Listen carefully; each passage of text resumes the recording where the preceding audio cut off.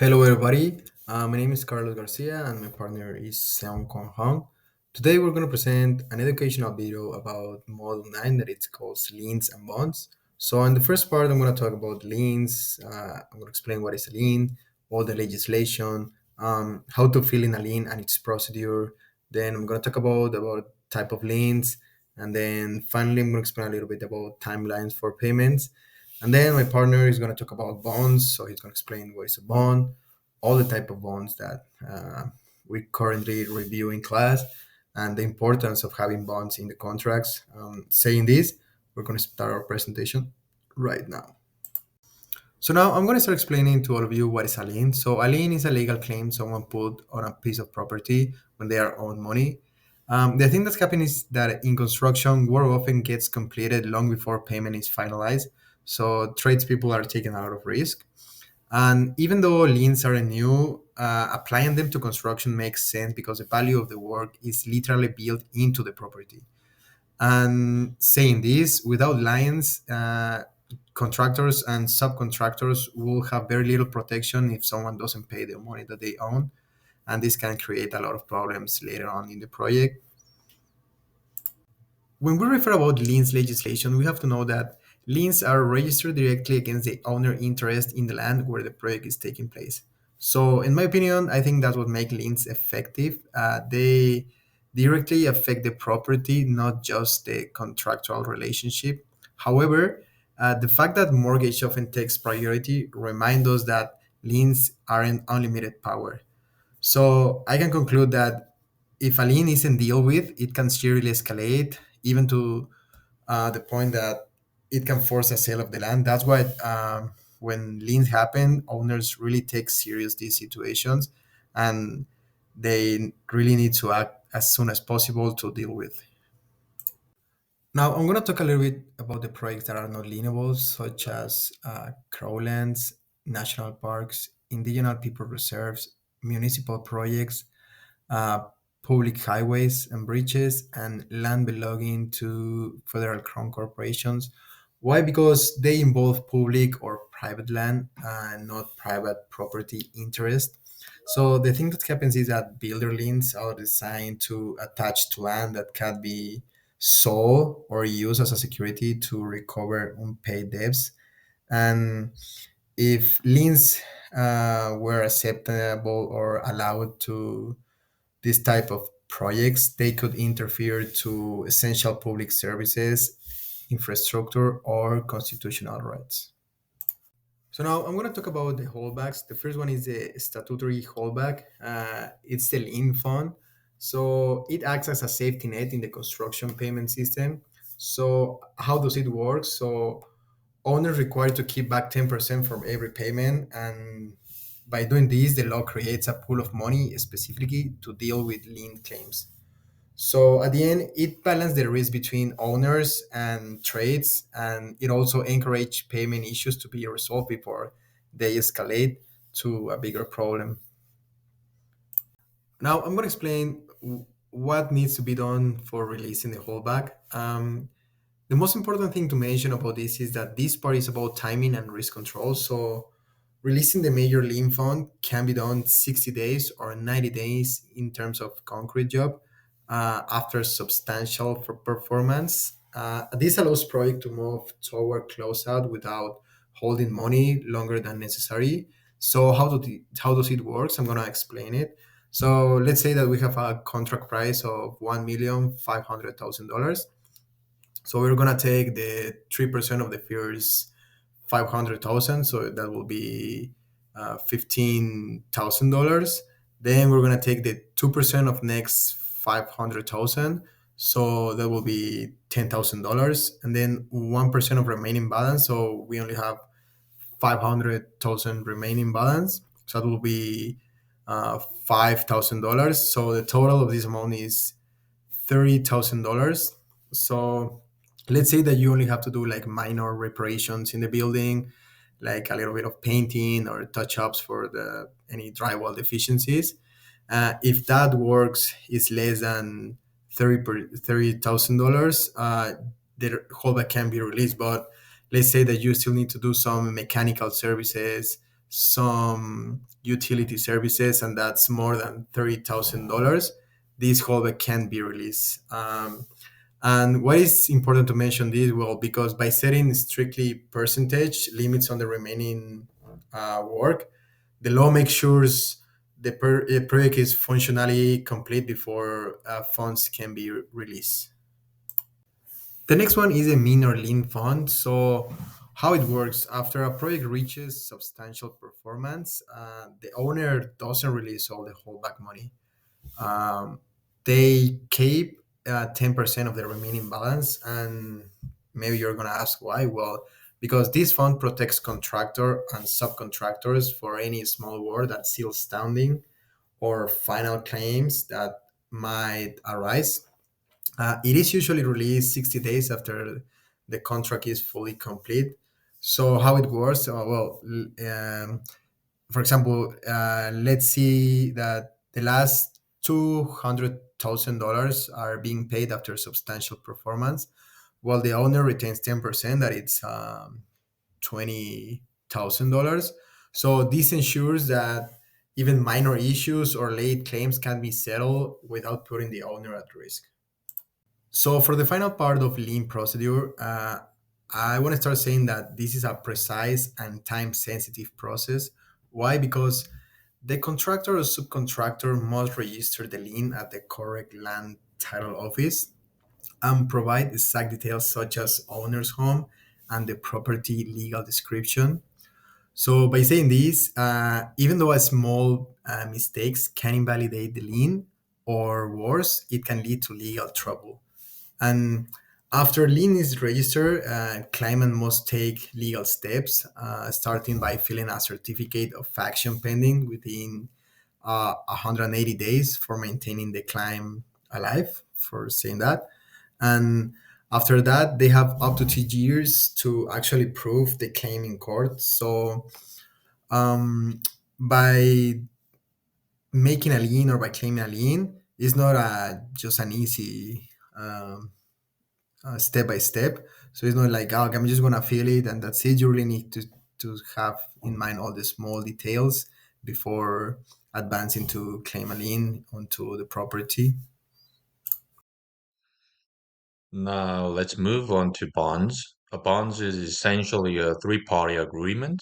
In most cases, the contractor is the principal, the owner is the obligee, and the bonding company acts as a surety. Later, we will see that not all bonds follow this exact structure, but this is the typical setup. Before we look at the different types of bonds, it's important to understand how bonds differ from insurance. Insurance is a two-party agreement.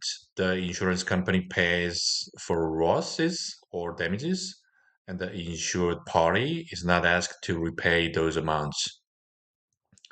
But bond, on the other hand, is a three-party agreement. The surety covers the obligee's loss if the principal fails to perform. But unlike insurance, the surety will then recover that amount from the principal. The repayment obligation is what makes bonds fundamentally different from insurance. We are going to look at about six different types of bonds. The first one, the bid bond, is required before the bid is submitted. Then, once the contract is awarded the project, both the performance bond and the labor and material bond are required at the time of contract's signing. The remaining three bonds, maintenance bond, supply bond, and payment bond, may be required either at the time of contract execution or later on, depending on the specific terms of the agreement.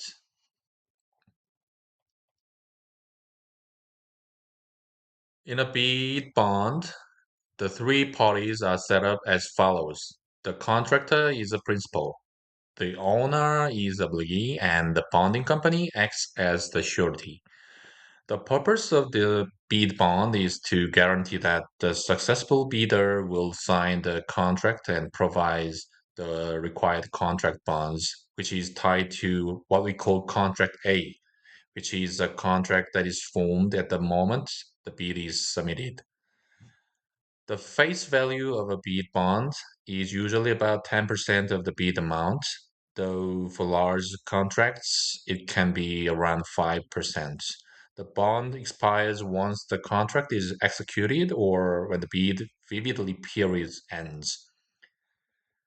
If the contractor refuses to sign the contract, essentially breaching contract A, the owner can claim damages from the surety.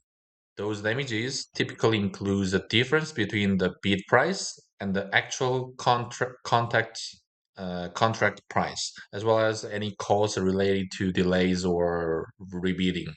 So, in short, a bid bond ensures the sincerity of the bidder and helps prevent irresponsible or frivolous bidding. Now let's talk about the use of the bid bonds. Bid bonds are required on almost all contracts over $1 million, about 99% of them, but in reality, actual claims are made in less than 1% of cases. The bonding limit is usually set around 10 times the contractor's working capital. And for performance bonds, the premium on a 50% bond typically ranges from about $3.90 to $11 per $1,000 of contract value.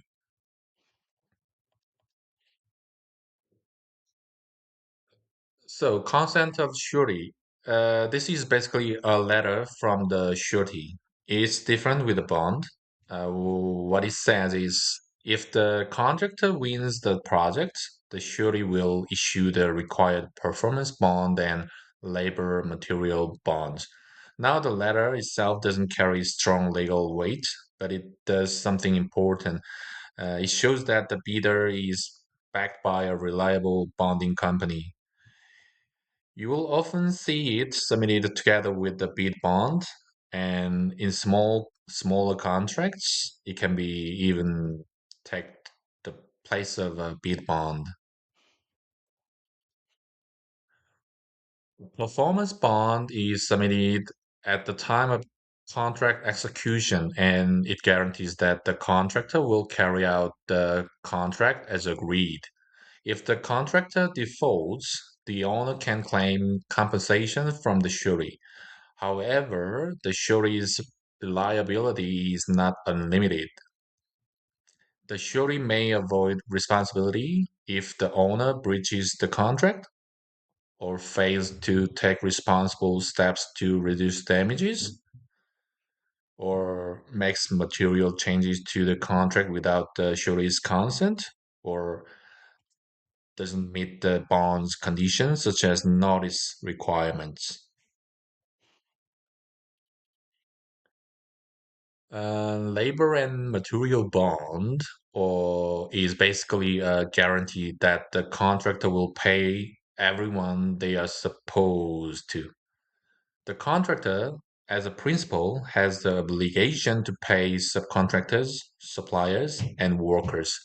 If the contractor doesn't pay, the bonding company, the surety, steps in and makes those payments, and then later collects the money back from the contractor.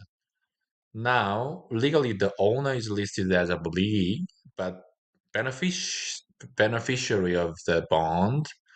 But in practice, it's really the subcontractors, suppliers, and workers who benefits because they are the one who can make claims under the bond. So even though the owner requires the bond, the actual protection flows to those parties.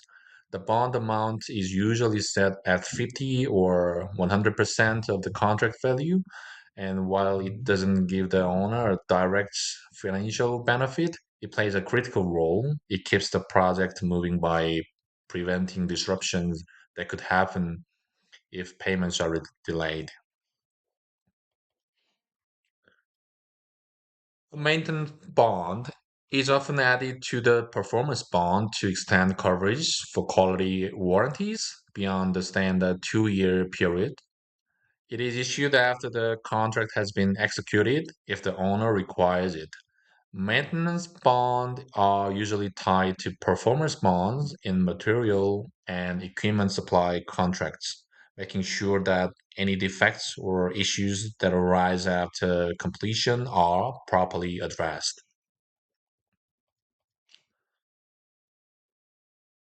There are two other bonds, which are supply bonds and payment bond. The sense of supply bond is that it guarantees the supplier will deliver materials and equipment according to the contract. Legally, the bond is structured to protect the owner, but in practice, the contractor also benefits because the bond ensures that the supply of materials is secured and the project can continue without interruption. A payment bond is designed to guarantee that the owner will pay the contract amount. In this structure, the owner is the principal, the contractor is the obligee, and the bonding company acts as a surety. If the owner fails to make payment, the surety steps in and pays the contractor, then later recovers the amount from the owner. The key benefit is that the contractor is protected against the risk of the owner's payment default. In fact, the payment bond is the only bond that directly protects the contractor. For example, if the owner runs into financial trouble and cannot pay for the work, the contractor can still receive payment from the bonding company and continues the project without interruption. Yeah, this is all. Thank you.